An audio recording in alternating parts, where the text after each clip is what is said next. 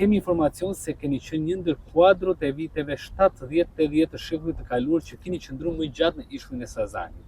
Duhem të dim diçka të veçantë dhe specifike për ishullin e Sazanit, familjet që banonin atje, jeta ushtarakëve në këtë qytet dhe a është e vërtetë se ju në situata të caktuara përballeshit me detyra luftarake? Ju faleminderit që zgjodhët mua për këtë intervistë, sigurisht mund të zgjidhni dhe të tjerë, po kaq më të përgatitur edhe specialista në këtë fushë. Është e vërtetë që unë kam shërbyer në ishullin e Sazanit për një periudhë relativisht të gjatë në raport me shokët e tjerë. E kam patur përnder, me thënë të drejtën, që nga vitin 1971 deri në vitin 1988 unë kam shërbyer në ishullin e Sazanit si oficer marine, kuptohet në detyra të ndryshme që më ka caktuar në atë kohë atë dheu. Ishulli i Sazanit ka histori të lashtë, por unë nuk do ndalem sepse kanë shkruar shumë për ishullin e Sazanit. Dua të them këtë që ishulli i Sazanit gjithmonë ka qenë në lakmi e fqinjve tanë, që nga venecianët, që nga italianët, që nga grekërit, bile e kanë patur edhe englezët. Ata u adhan grekët 1913 u alani italianëve e tjera e tjera.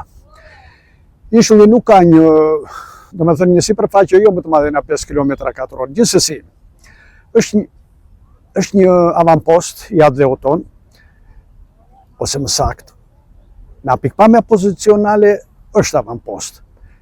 Nga pikpamja ushtarake ka qenë një fortesë, duhet të them, sepse ishulli i Sazanit ka qenë thuajse i blinduarit i gjithi. Në ishull ishte jeta e njëjtë si në gjithë veprimtarinë jetësore në atë dheun tonë, në qytete, në fshatra e tjera e tjera. Por kishte të veçantë faktin sepse ishte i izoluar dhe në atë kohë autoritetet e shtetit shqiptar, e partia e punës atëherë në atë kohë, komandanti i përgjithshëm, shokët tanë të Ministrisë së Mbrojtjes, pushtetit lokal, kanë bërë shumë për ishullin e Sazanit. Ne kemi patur edhe shkollë 8 vjeçare, kemi patur arsimtar atje, jeta gëllonte, kishte jetë artistike, kishim repartet shumëllojshme të armëve, sidomos të regjimentit të 4-ve Slorus, anijet luftarake, repartet e mbrojtjes kundër ajrore, artilerinë përktetare, reparte këmbësorie e tjera e tjera. Ishulli i Sazanit, sikur se theksova, ka qenë shumë i fortifikuar. Kjo do të thotë se në rast agresioni ishte shumë e vështirë për të kapur ishullin e Sazanit. Për arsye sepse mbrojtja ishte një mbrojtje rrethore e blinduar me qendra zjarri. Tërësisht nga buza e ujit deri lart në majën e ishullit të Sazanit. Çdo kush atje kishte pozicionin e vet luftarak. Ne të marinës kishim pozicionin tonë.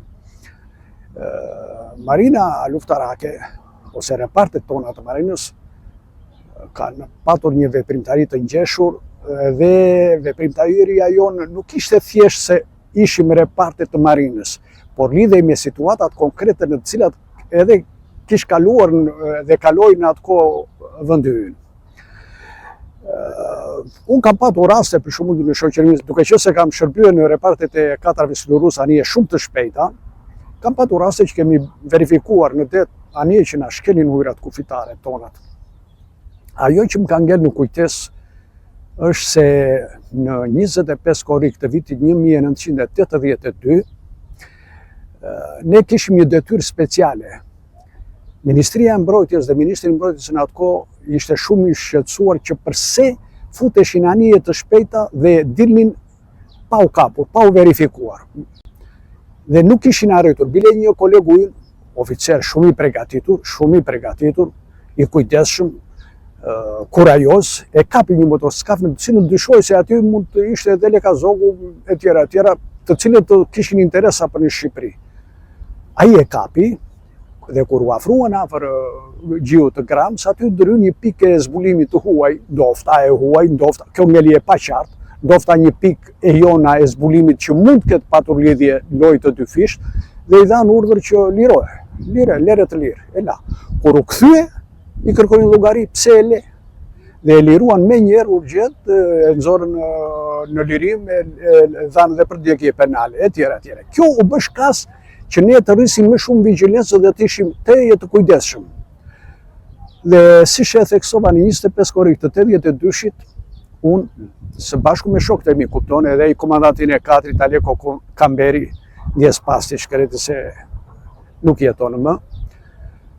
Në atë kohë edhe kryetari i degës punëve të brendshme Piero Katro, edhe shefi operativ i Marës, i brigadës i Marës Bush Mehmeti, kemi qenë në pritë dhe prisnim objektin të cilët vinin nga deti. Ndërkohë, na vjen një motoskaf shumë i shpejtë. Ai vinte nga kanali i Korfusit, ose më saktë nga veriu i Korfusit, i paqartë se nga vinte ana e perëndimore ose nga ana e saj, nga ana e kanalit.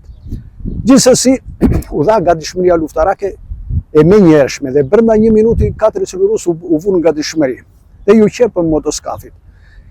I dham urdhër që të ndalonte, nuk ndalonte. I dham të gjitha ato, konsumuam pothuajse të gjitha ato shenjat e sipas kodit ndërkombëtar të sinjaleve për të parandaluar veprimtarinë e tyre, ata nuk bindeshin. Hapëm zjarr, dash urdhër hap zjarr me mitroloza në ajër për ta paralajmëruar. Nuk ndalnin. Vazhduan, do me thënë gati harxuam një kasetë të tërë dhe ata nuk ju mund të bëni pyetje me të drejtë, po pse s'qelluan mbi motoskaf?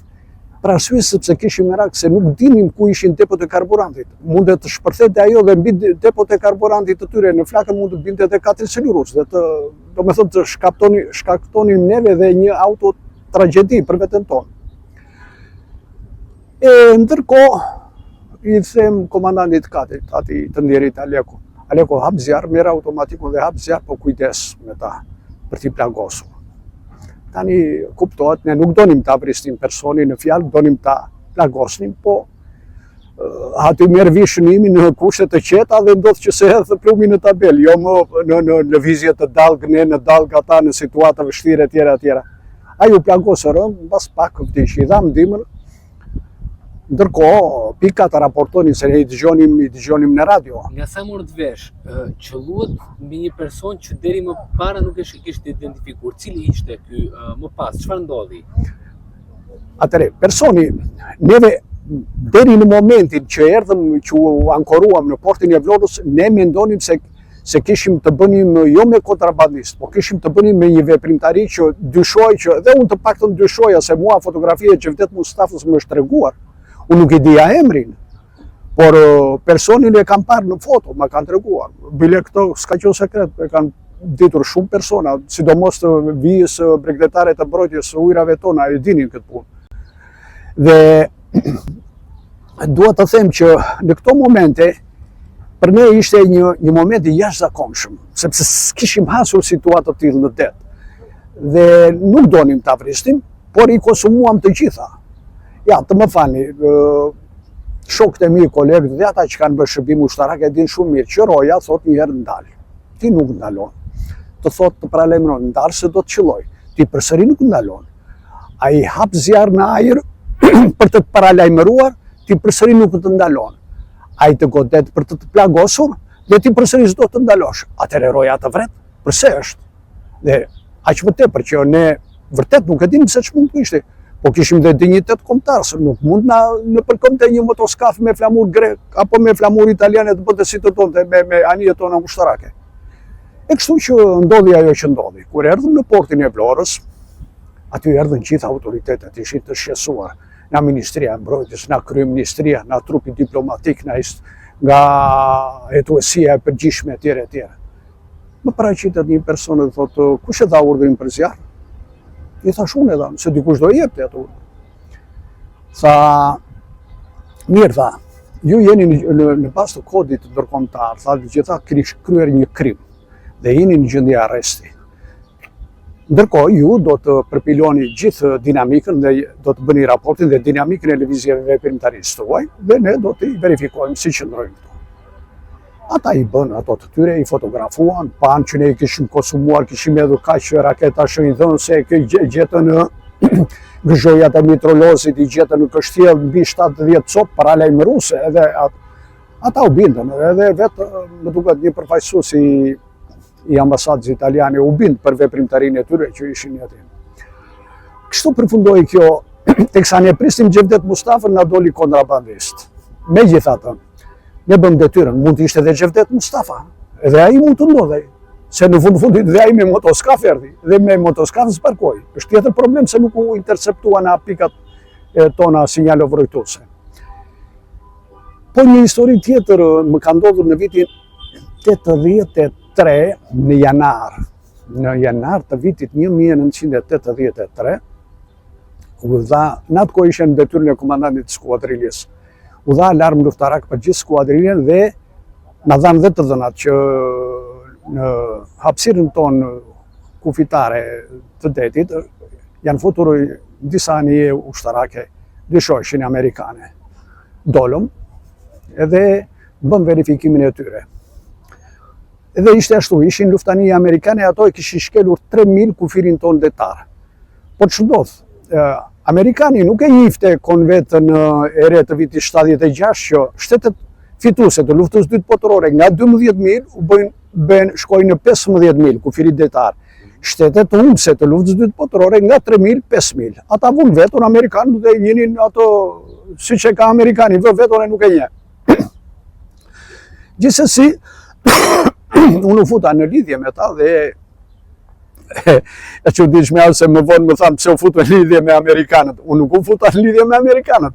Unë u futa në lidhje për të kryer detyrën time që më kishtin ngarkuar atë dheu. Dhe ju fola në anglisht, sepse u futa në lidhje me kodin ndërkombëtar të sinjaleve, me semafor, i themi ne semafor me drita. Edhe i thash në anglisht, i bëra i dha sinjalin K, do me thënë që kërkoj të ndërlidhje me ju, është sinjal i veçan ndërkombëtar, ata dhanë ok, e pranojnin. U thash pastaj në gjuhën e tyre go out for our water because you are in our border, i thash nuk kufi tanë. Do me thënë, dini jashtë nga ujre tonë sepse jeni brenda kufive tanë. Ata e morën dhe nuk reaguan, vazhduan brenda 12 miqt. Por ndërkohë, ata ngritën 2 helikopter, si për mbi koka tona. Edhe ne i pregatitëm dhe unë i them komandantit 4, se në atë kohë isha në rolin e komandantit skuadriljes, i thash Astrit Alia i quajnë, djalë shumë i mirë, i pregatitur, shumë i zgjuar, në këto detyra, ka qenë dhe prefekt në Gjirokastër, Astrit Alia.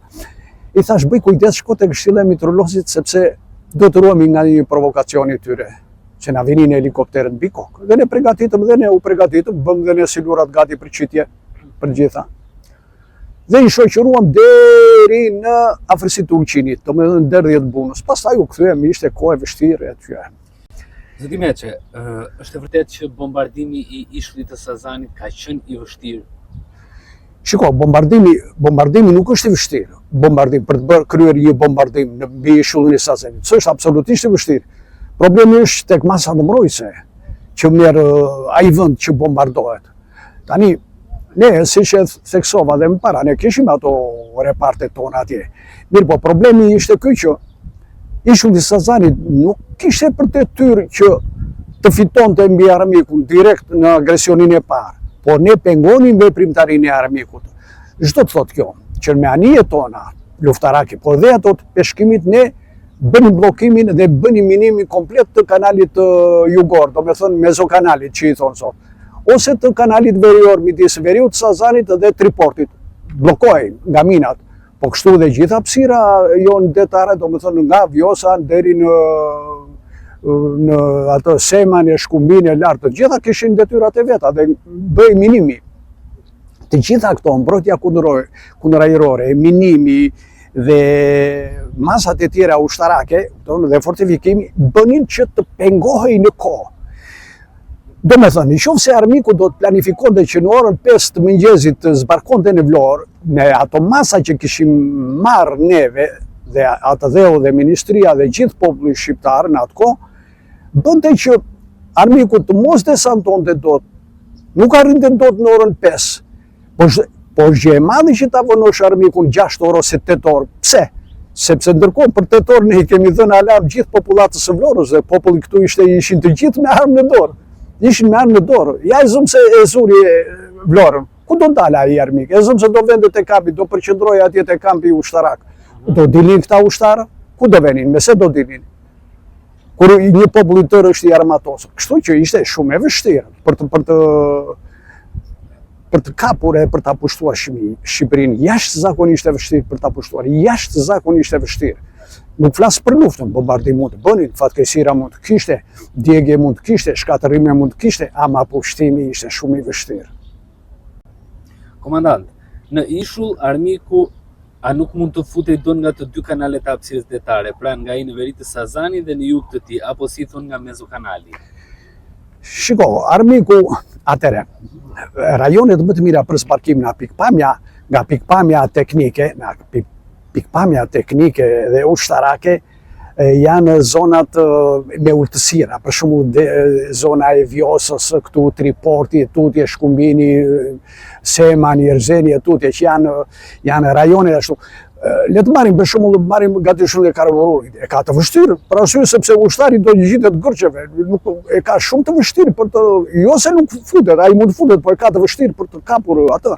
Ndërsa këtu e ka më të lehtë për arsye sepse zbarkon edhe mjetet e tjera, mjetet e transportit, mjetet e blinduara, tanke, autoblinda i zbarkon, sepse është ultësirë, ndërsa në Sazan është vështirë.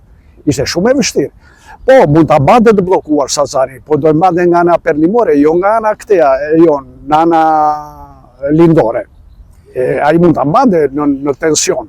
Është e vërtet, ne do kalonin periudha shumë të vështira në rast agresioni, banorët e ishullit Sazanit dhe ushtarët do kalonin periudha shumë të vështira, por dhe heroike. Jam i sigurt sepse unë i kam parë me sytë e mi qëndrimet e ushtarëve, oficerëve, nënoficerëve, të gjithë. Kam një, si të them, një nostalgji dhe një respekt të jashtëzakonshëm. Respekt të jashtëzakonshëm. Kishin mbrojtje ordial, kishin mbrojtje. Këtu tani vetëm ne s'kemi mbrojtje. Pikë sapi nuk kemi mbrojtje. Ne mbrojtjen tonë ja kemi besuar të huajt. Ja kemi besuar. A dini juve që për shembull që detin hapësirën detare e mbron italiani? Për ne. A dini ju që hapësirën ajrore e mbron greku? Për ne. Mbron greku ne.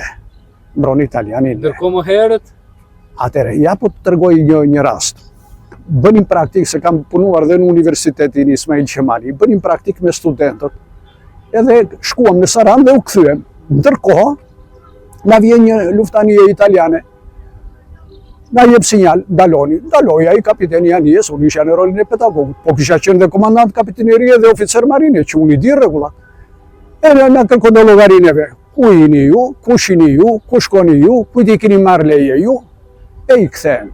Në fakt u revoltova, baso e te prova pu revoltova, i thash, ku jeni ju që më kërkoni llogari, aty ishin prezent gjithë studentët tanë të fakultetit marinës, dilni jashtë nga ujërat tona, ju keni shkelur kodin, i thash. Pse s'keni ngritur flamurin shqiptar në anijen tuaj? Pse s'keni ngritur flamurin shqiptar? Thash, dini jashtë nga ujërat tona, i thash, unë jam në tokën time bashkë me studentët tam, janë në dheun tim, jam në detin tonë. Në detin tonë. Ti nuk je në tokën tonë, i thash. E kështu jam.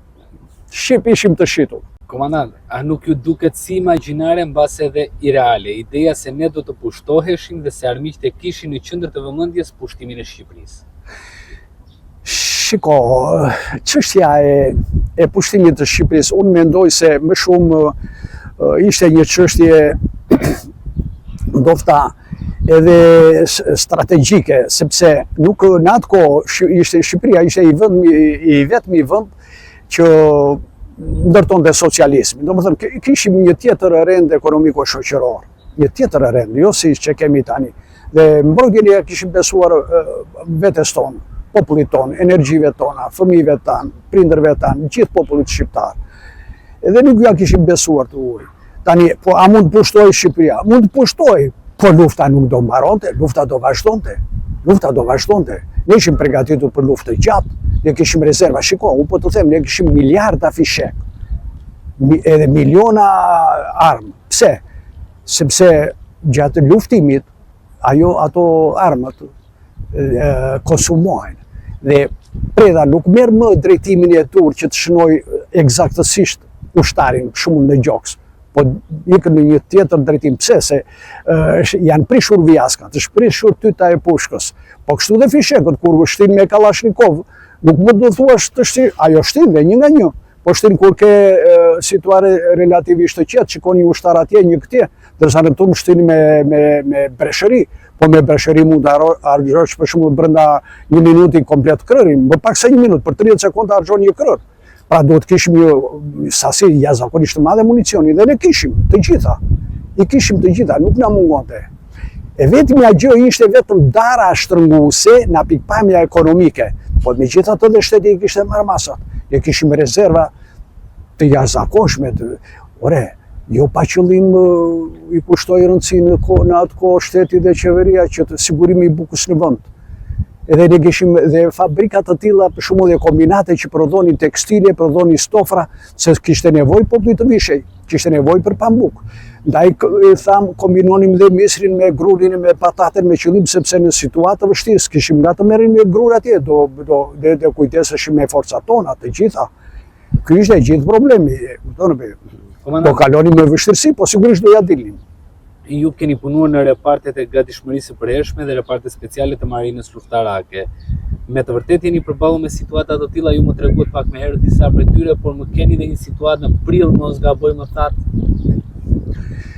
Shiko, situata luftarake, shiko. Problemi është ky që neve çdo alarm na jepet me komandën, do të thonë ne japim komandën anijen për luftë dhe lundrim pregatit. Pra nuk gjë e parë për luftë dhe lundrim. Pra pregatishim gjithmonë për situata luftarake. Situata luftarake kemi patur për shembull, këtë nuk e kam mbuluar unë se ashtu, por është kolegët e mi, kemi patur në Gjiun e Vlorës kur u fut në Ndecja. Në Ndecja është futur gati në tetor ose më saktë 2 muaj para vetvrasjes së Mehmet Sheut. Është futur në Ndecja. Çka në Ndecja? Në Ndecja tani, kjo ka ngel një enigme madhe. Disa thonë ishte në Ndece ruse, disa thonë amerikane. Mendimin tim personale kam se ishte amerikane. Po pse? Për arsye sepse rusi s'kishte nevojë. Rusi na i kishte falë në Ndece. Rusi ka ndërtuar bankinën, Rusi ka ndërtuar gjithë bazën ushtarake detare të Pashalimanit. E që interesonte Rusi të nisej qandeja e të vinte këtu. Aq më tepër që kjo lidhet edhe me situatën. Besoj juve ju kujtohet situata në atë kohë e mbledhjeve të byros politike për veprimtarinë, nuk e di unë të Mehmet Sheut e më vonë që dolën të Kadri Azbiut e tjera. Flasim për nëndecën amerikane në dhjetor të Unë e mendoj se ajo ka ishte tetor i vitit 81. 21 tetor i vitit 81. Mehmet Sheut u vetvra në dhjetor. 18 dhjetor të 81. Do me thënë 2 muaj para. Mendoj unë, mund të ketë qenë një mesazh i amerikanëve, sepse më vonë rezultonte sipas atyre që kemi lexuar dhe dëgjuar që rezultonte që ishte i lidhur me Mehmet Sheut me këto të tjerë. Megjithatë, unë mendoj se në Ndecja jep mesazhe kur futet brenda në Gji, jep mesazhe, edhe del enkas sipër. Doli që ta shikonin. Do me thënë, në tekst është i qartë që shiko, ne jemi këtu, veproni. Tani ne na keni këtu. Dhe për më tepër, edhe më vonë, edhe në 81, po ashtu unë kam shoqëruar edhe më përpara luftanie amerikane. Përpara kësaj ndodhje në Ndecës, 2 të tjera amerikane. Ishte janar ose dhjetor, nuk më kujtohet, dhjetori i vitit 81, se ka kaluar mbi 40 e ca vjet, kemi shoqëruar përsëri luftanie amerikane. Përpara, do me thënë kësaj ngjarje. Si u futën në lidhje me nëndecet amerikane? Më trego pak. Atëre, ne ishim në formacion lundrimi të dy, me 2 katra silurës, dolëm në qift. Në një ishja unë së bashku me Astrid Alin, si që ju thash, në një tjetër ishte komandanti kapiteneris Anastas Goga, bashkë me Vullnet Hysin të dy, në qift. Tani ata po lundronin dhe e pam edhe në radarin ton që ata e kishin shkelur ujrat.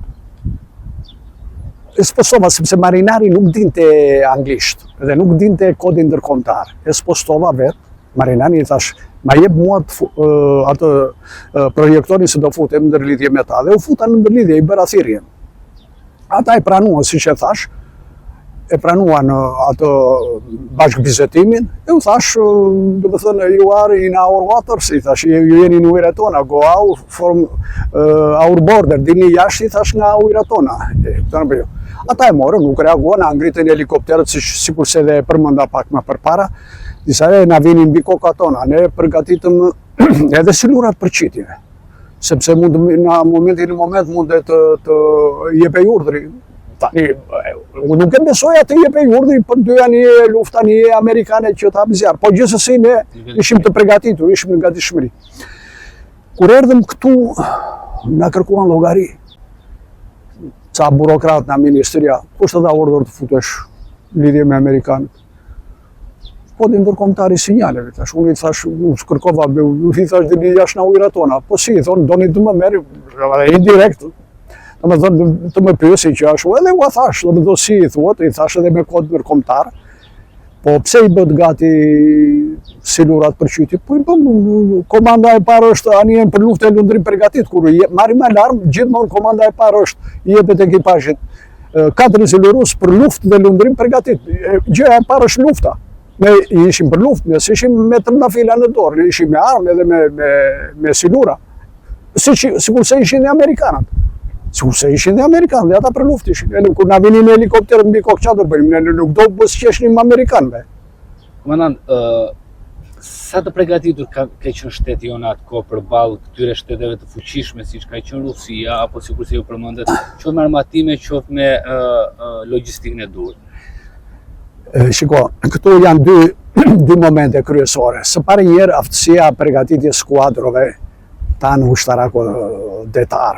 Po të them, kam një respekt të jashtëzakonshëm për një plejad të tillë, të cilët u përgatitën, studiuan dhe u bën komandant të Zot duke filluar që nga Gjemal Shani, Spiro Kote, heroi i popullit, Dasha Mirori, Petrit Miftiu, Aleko Pojani, dhjetra të tjerë të brigatës rëndeseve, pa folur këtu për komandant Due Jakun, komandantin e flotës, Tasi Meqe, nuk di këtë përmend më përpara, janë me dhjetra oficer të Zot, shumë të Zot, të përgatitur, të aftë për të kryer çdo lloj detyre, bile edhe detyra të vështira. Me në ndecet tona ne kemi dalë edhe në patrullim në mesdhe, e kishim pika të tilla, për shembull pika sinjalo vrojtuese 104 që ishte në Llogora, kapte gjithë mesdheun, gjithë teatrin e lëvizjeve të anijeve të transportit detar dhe transportit dhe të lëvizjeve ushtarake. I kapim të gjitha. Në atë kohë NATO u vënë alarm për u instalua ajo pika 104 apo 107 e Sazanit. U vënë alarm. Ndërkohë, sot komandant, si mendon, duhet po rikthehet edhe ideja ndoshta për të kryer bazë armatimesh në vendin tonë, janë të domosdoshme, duhet ishin bërë më përpara? Nuk e di vit, jam kundra që Sazani të jepet si pikë turistike.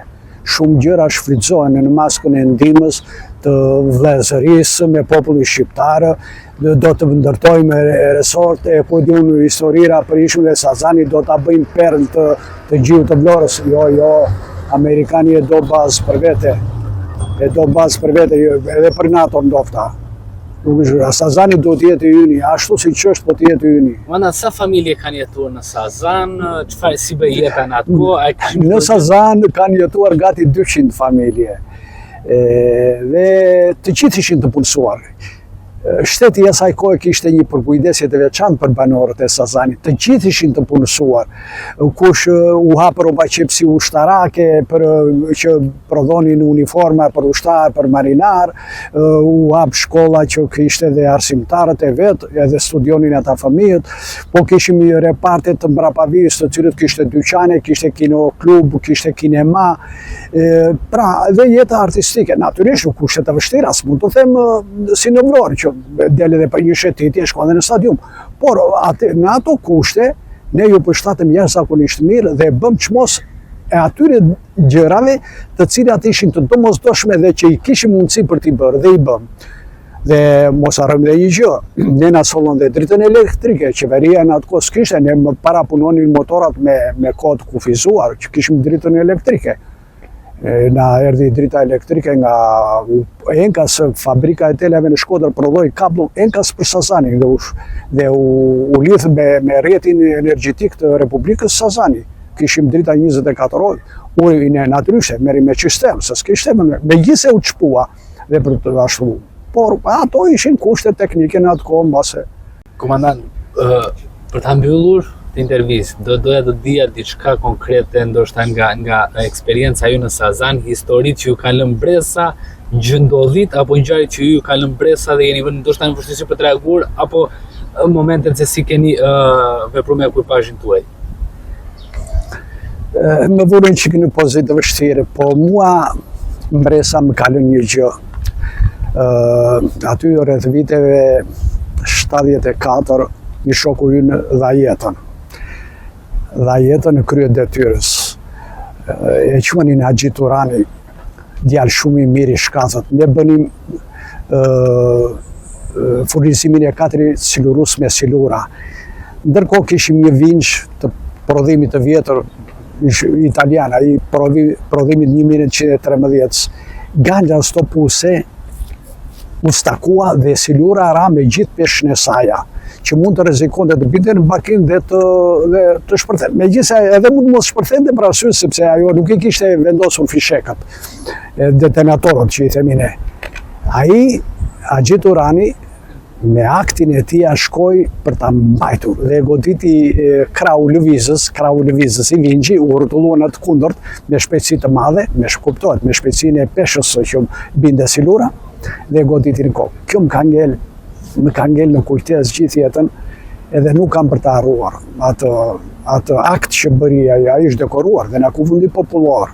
Për këtë veprim dhe kjo më ka ngel në kujtesë. Tani ka plot gjëra të tilla që për një qytetar të zakonshëm mund të jenë gjëra të mëdha.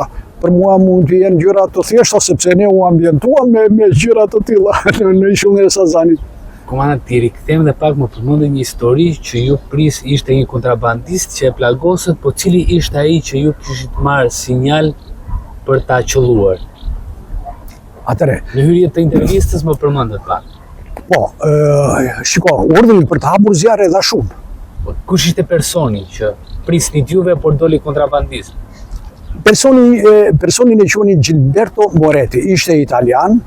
Ai kishte punësuar dhe një tjetër boksier, i duhej patjetër, sepse më vonë rezultoi që ajo anije kontraband cigaresh, po jo e lidhur me shtetin shqiptar. Ajo ishte për llogaritë veta andeja që lidheshin e bënin në kanali Otranto ose i shonin në Brindisia, në Baria, nuk e di në Otranto, nuk e di ato plan. Nuk ju fut asaj pune si e qyshe tek, por dua të them që ata u vetë vranë. Ndofta pa dashje, po u vetë vranë, nuk donin të ndalonin.